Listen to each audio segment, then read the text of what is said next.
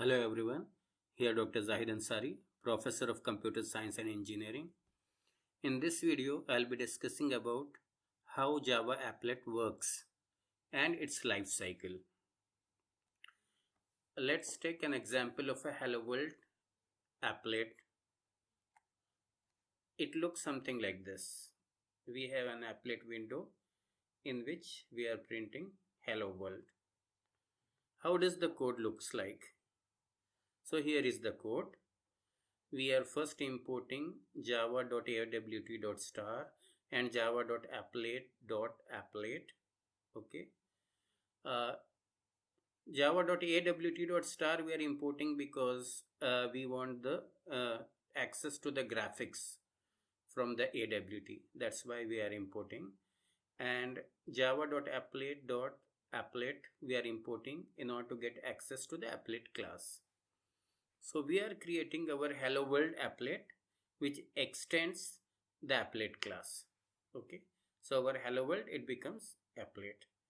And in this we are providing a paint method in which we are trying to draw the string Hello World. Okay. It takes the graphics object G as a parameter. On this graphics object, we are calling the method drawString, in which we are specifying a message over here. That is, our message is Hello World. Our string is Hello World, and we are providing the position 3030, means write Hello World at the position 3030. So this is the position 3030 over here where the Hello World will be printed. Okay. Let's see this in our code. So we are going to NetBeans. Here the same code is there. Our Hello World class, in which we are providing the paint method, in which we are calling g.drawString, and we are trying to print Hello World. Okay. It's a corresponding HTML file, helloworld.html we have provided, where we are specifying the applet tag and code equal to the name of our class Hello World, and width we are telling 500 pixels and height 100 pixels. Okay. So let's say execute this. So we execute this. Okay. So we got our window, right? 500 by 100 width, and at 3030 it printed Hello World over here. Okay. So this way we have written a very simple applet over here. Okay. Yeah, that just now we saw. But how an applet works? You write an applet by extending the class applet. The Java's applet class, it defines methods init, start, stop, paint, which takes a graphics object, destroy. These methods, they are do nothing method. They are just stubs in the applet class. There is no functionality provided. You make the applet to do something by overriding these methods. So like we wrote our Hello World applet, and we have overridden the paint method to draw the string Hello World. Okay. Now we'll discuss about the applet life cycles and methods, and in what order those methods are called. Okay. So here, when the applet is created, the method init, it is called for the initialization purpose. Okay. And when we close the applet, right, before that destroy is called. Okay.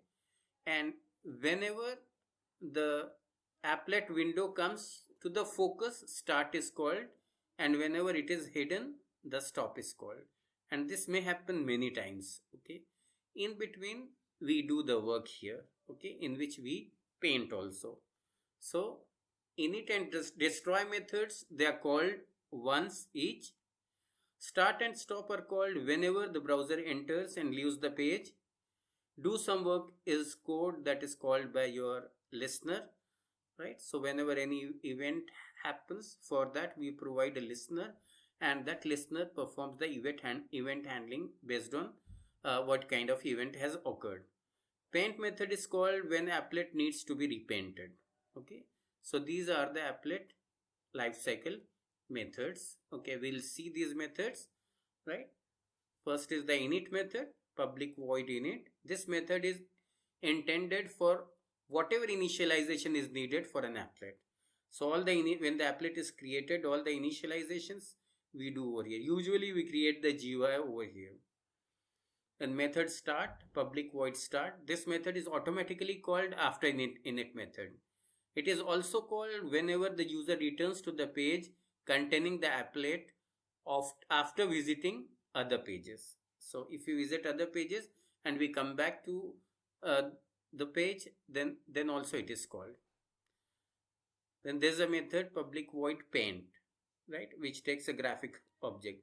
This method is called by the browser after init and start, re-invoked whenever the browser redraws the screen, typically when the part of the screen is obscured and then re-exposed.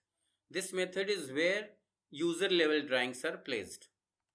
Then comes the method stop.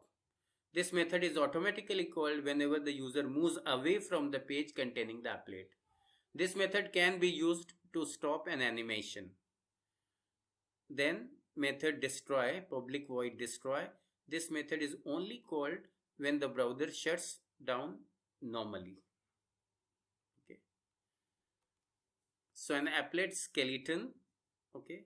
So if you see an applet code over here, first we are importing the required packages.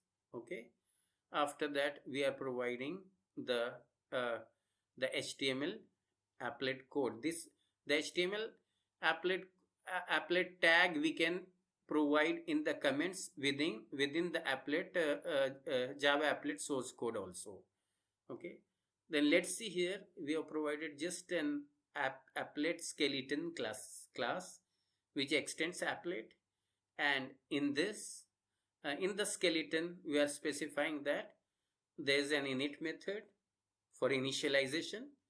Then there is a method start,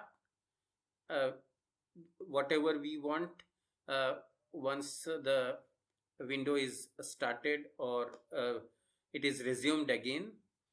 Okay. Then the method stop, right, when our window when we are moving from the window, at that time whatever we want to do. Then the method destroy, where we perform the shutdown activities before closing, and the method paint to redisplay the content of the window. So this is an applet's skeleton. Okay. So this finishes the discussion about how an applet works and its life cycle. Thank you.